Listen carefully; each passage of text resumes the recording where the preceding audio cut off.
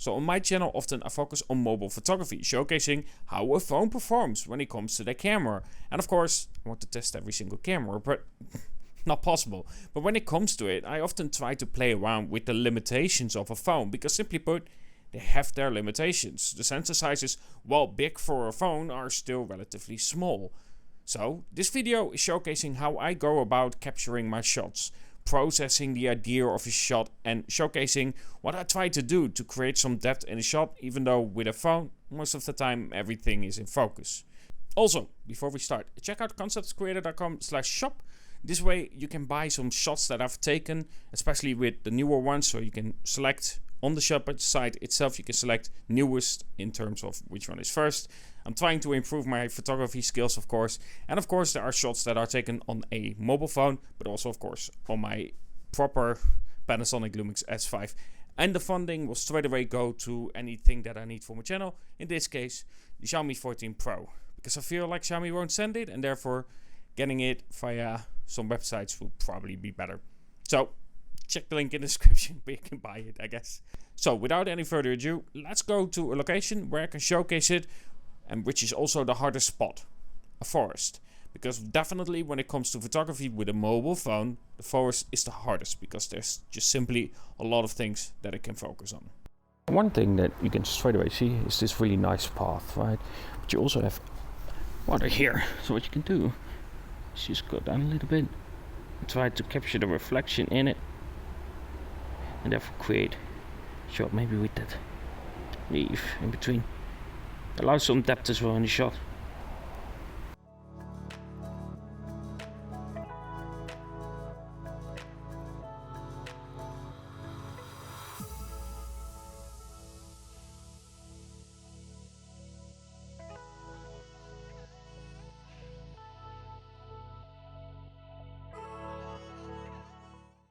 Now here again we have a good example. So we have this nice green color, weathered seed with of course the leaves because of autumn. So what you can do is create a little bit of depth and play with the weakness of a phone, because phones have small sensors compared to your camera. So you want to have some depth into it. You can play with it, tap the focus on the couch itself potentially, and then capture that shot.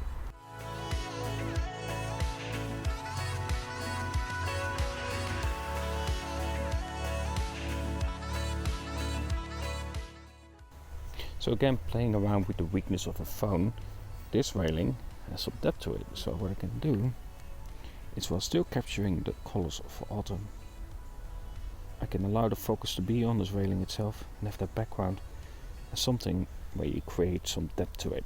So leveling depth instead of course fake bokeh. And I think that's really key when it comes to a phone. The problem is with phones is they have a small sensor. And even though for a phone a 1-inch sensor is large, compared to any proper camera, it's still small. And therefore it won't have proper staging of depth. And especially if you want to create something in this environment, when it comes to the forest, it's really hard to capture that. So you need to play around, find objects to keep something in focus.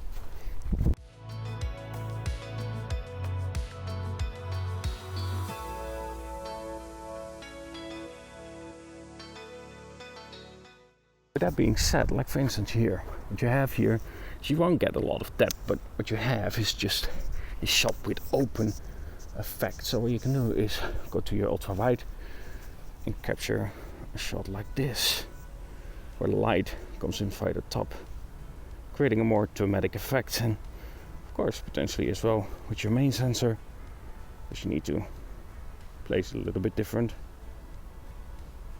And there you go.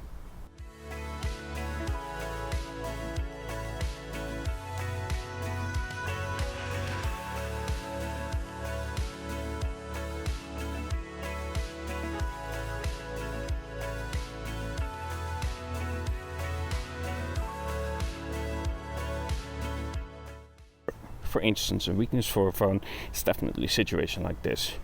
With a normal camera, with for instance my S5, I could create a lot of depth in this shot, have staging depth, where with a phone you cannot. And especially what you want to do is get really close to the subject, and even with zooming in, it doesn't necessarily get close enough. Yes, you can try to play around with a little bit of moss, right here and see what you can get out of it.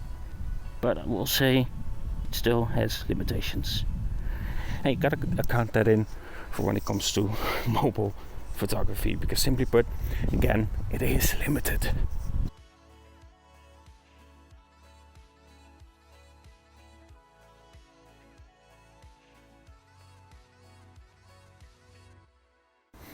Also, shots like this, where what you can do is have with the 3.2 times zoom, get really close to the railing here, allows some depth of field, and have focus on where the light is hitting on this bench right there.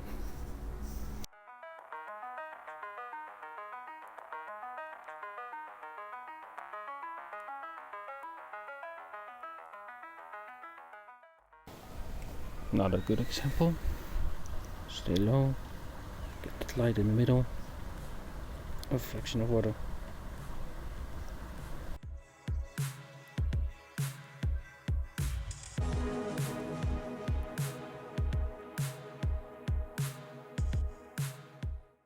Alright, so here, good example again. We have some rocks that we can play around with. Again, a proper camera would do much better because it captures the detail, but that being said, you can again play around with the depth. I focus on the rock behind, a little bit playing around the angle, just shoot that. Again, you can capture it the one time, but you will notice that it's a far wider image and it doesn't work as effectively. But yeah, again, the tip, maybe in between these rocks, capture like for instance, those leaves. I feel like the phone is a little bit too dark for that, but like this for instance, again could work. There you go. Play around with it. You can change, of course, your like authentic to in more vibrant mode, and therefore it has a little bit more light.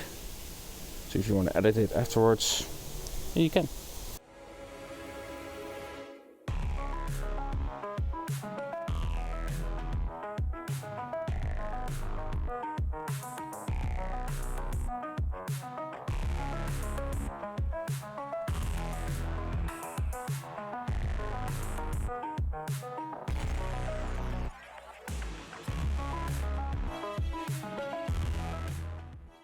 Right, here another good example. I can use that water right there.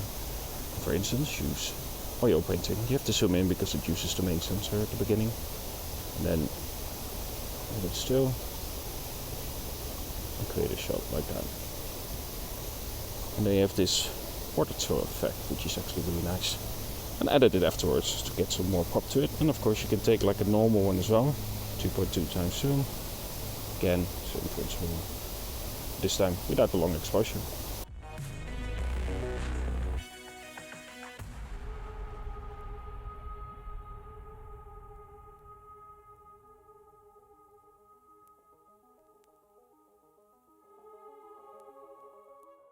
Now here what you can do is create a depth with the tree and focus on the seat right there.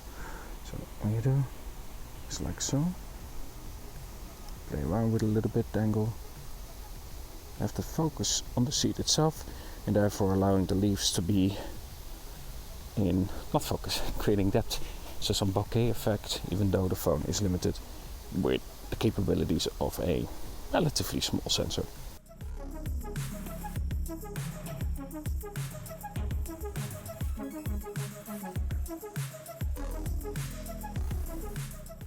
For this next part I am going to have the normal cord because I need to focus on stability. But what I'm going to do is get close to those rocks, sit low, create the rocks as depth, and focus on the waterfall itself to allow me to capture some depth as well. And of course, see if you can get some nice oil painting effect as well with the waves and of course the rocks in between.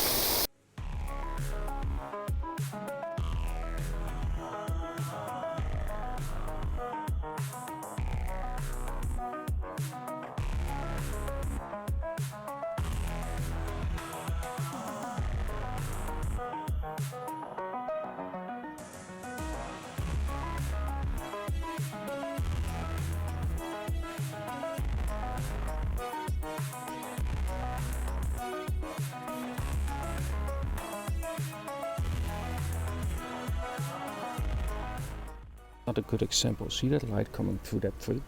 It's like a line of focus. So what you can do is try to capture that.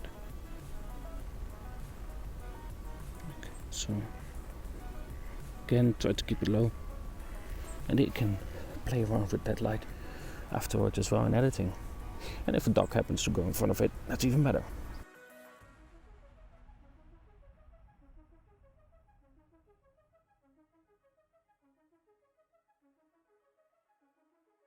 So these were my tips on how I capture my shots. Of course, everyone can go about it differently, and with the Xiaomi 13 Pro, I decided to focus on just using the authentic mode and of course the normal sensor without doing any manual settings, because simply put, trying to showcase it and then also trying to capture the same thing is really difficult, because you're basically then, okay, yeah, that's a little bit too bright, I need to adjust it, and then again and again. So for me, I focused right now just showcasing what the phone does automatically, and that works in this case. And I think it works well with the Xiaomi 13 Pro. So if you're more of a manual kind of guy, I guess this isn't the video for it, but still, I hope you learned something about it. And of course, when you do play around with manual, the rules still imply with the limitations of a phone, where you try to have something that allows a focus point to be there. Because simply put, when it comes to mobile photography, I think the biggest thing where it allows you to have a shot that kind of stands out is having a single point of focus. Everything in focus is a little bit too much. So having a point of focus really attracts the shot to set focus point. I hope that makes sense. Either way, don't forget to like, subscribe and everything, and check out conceptscreator.com/shop, link in the description, where you can buy some wallpapers, and that funding will straight away go to the Xiaomi 14 Pro. It's really expensive, that phone, but I wanted titanium, and then I can showcase you how it performs, so link in the description. Either way, have a good one. I'll talk to you guys in the next.